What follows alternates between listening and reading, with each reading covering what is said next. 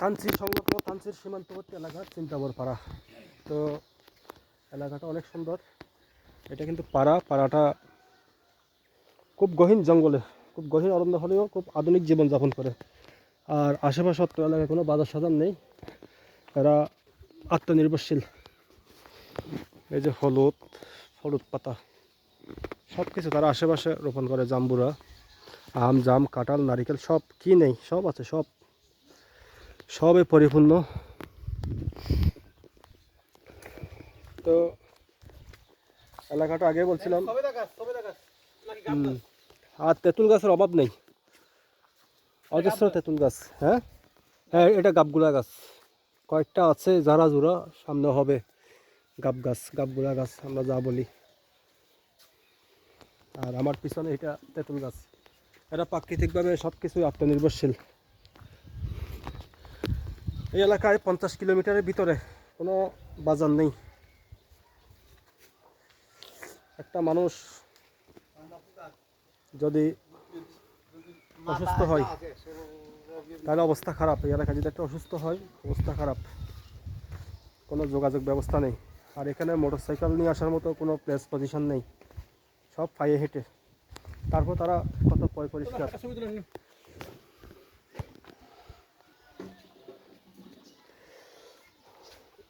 এদিকে একটা জাম্বুরা গাছ। প্রতিটা বাড়িতেই ব্যক্তিগতভাবে সব ফলাদি গাছ আছে। আর এরা কিন্তু অনেক পরিষ্কার পরিচ্ছন্ন। যেখানে সেখানে ময়লা আবর্জনা নর্দমা এই অভ্যাস কিন্তু ওনাদের নেই। ওনারা অনেক পরিষ্কার পরিচ্ছন্ন। ওনারা বৃষ্টির দিনেও একটু ময়লা লাগে না, সেটাও লাগবে না এই এলাকায় আসলে। এই পলিথিন, প্লাস্টিক, এটা সেটা অপ্রয়োজনীয় জিনিস যেখানে সেখানে ফেলে রাখা, এখানে পাবেন না। সেটা একদম পরিষ্কার। মোরংপাড়া, এটা মোরংপাড়া। প্রত্যেক বাড়ি কিন্তু মাসাঙ্গর আর সোলার, সব বাড়িতে সোলার। এখানে কোনো বিদ্যুৎ, মোবাইল নেটওয়ার্ক নেই, সব সোলার। দেখুন, সোলারের উপর আত্মনির্ভরশীল। কিন্তু আকাশ টিভি আছে, ব্রিজ দেখে তারা আকাশ টিভির মাধ্যমে। একেবারে গেঁয়বুত না, আগের মতো নেই তারা। গেঁয়বুত বলবো না, সরি, একেবারেই দুর্গম অজপাড়া গেঁয়ের মতো যে হাবভাব তারা, সেটা নাই এখন। ওখান থেকে বের হয়ে আসছে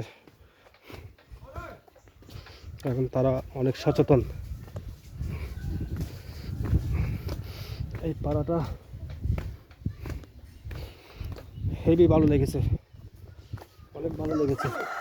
প্রত্যেকটা বাড়ি মাসাঙ্গর।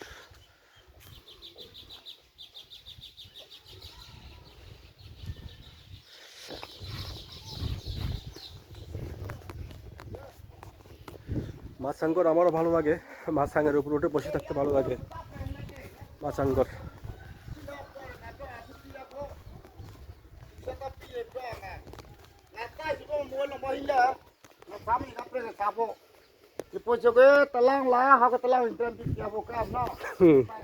দাদাদের বাসা বুঝবো না আমি, এইখানে থাকতে থাকতে একটু বুঝি, এক লাইন পুরোপুরি বুঝি না। এলোফাতারি কথা বললে বুঝি না কি বলে। মাসাঙ্গর দারুণ মাসাঙ্গর থাকতেই হবে। আর তেঁতুল গাছ, যেদিকে যায় তেঁতুল গাছ, ওই যে তেঁতুল গাছ, নারিকেল গাছ।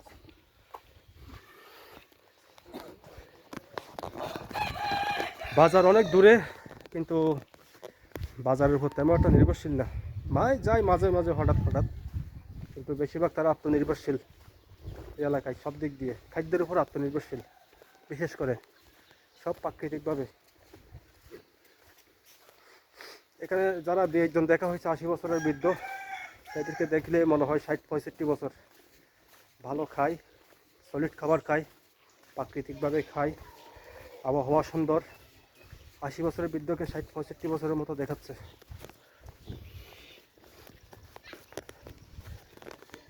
তো ঠিক আছে, এখন ফিরে যাওয়ার পালা। আস্তে আস্তে অ্যাবাউট টাউন চলে যাব আমরা। আমি যেখানে বসবাস করি সেখান থেকে আরও 50 কিলোমিটার ভিতরে। আমিও তানচি সীমান্তবর্তী এলাকায় বসবাস করতাম, লামা এবং থানচির, যেটা পাশাপাশি অঞ্চল। যদিও বা পাশাপাশি অঞ্চল মনে হয়, কিন্তু পার্বত্য অঞ্চলগুলো তেমন একটা শর্টকাট বা কাছে না। থানচি নীলগিরি ভিউ পয়েন্ট থেকে যে দৃশ্যগুলো দেখা যায়, হয়তো বা দাঁড়িয়ে দাঁড়িয়ে অনেকে ভাবেন যদি ওই দূরে যেতে পারতাম।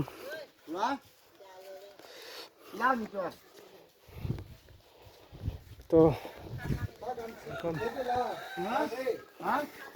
পলিসির কারণে দেখাতে পাচ্ছেন অনেক জিনিস,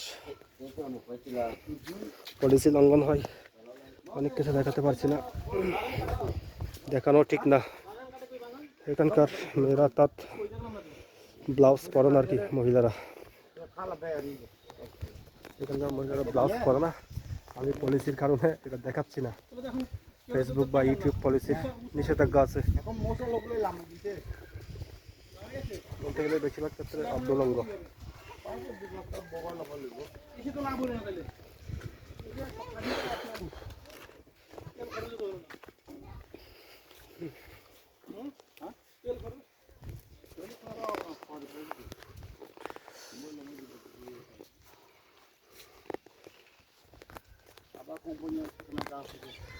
ঠিক আছে, আমরা বাইক খালের ওই পারে রেখে আসছি, একটু আগে যেটা খাল পার হয়েছিলাম না, খালের ওই পারে রেখে আসছি।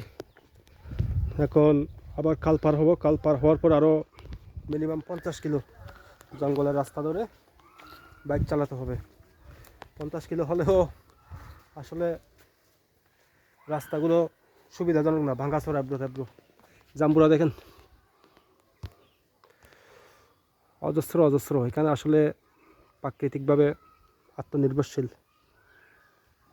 যা খায় প্রাকৃতিকভাবে খায়, ডাব, নারিকেল, কাঁঠাল, তারপরে দূরে এটা বেল গাছ, বেল ধরেছে, একটু একটু দেখানোর চেষ্টা করি। ওই যে ছোট এখনো বেল বেল ধরছে, ওই যে দূরে একটা বেল গাছ আছে, ওই যে দূরে ওটাও বেল গাছ, ওই যে বেল দেখা যাচ্ছে।